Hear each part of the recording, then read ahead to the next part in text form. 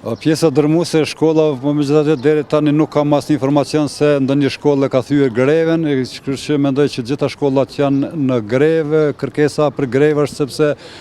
ne jemi sot me datën 19 dhe nuk i kemi marrë pagat për muajin prill. Pagat tona janë as të lata, saqë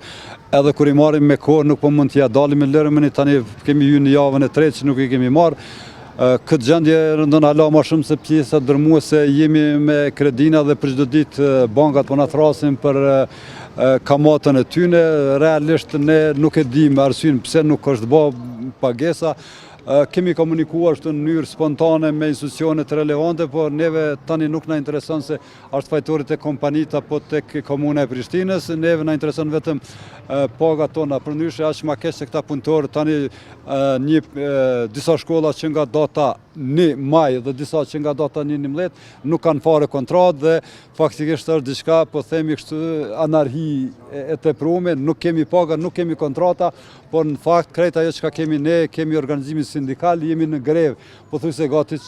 të gjitha shkollat në nivel të komunës Prishtinës dhe për këtë parregullsi do të bëjmë përgjegjësi aktorët e komunës Prishtinës, ata për çta paguhen dhe ata u dashur që këtyre punëtorëve me këto paga, po them të mjerueshme, që s'paku ta kemi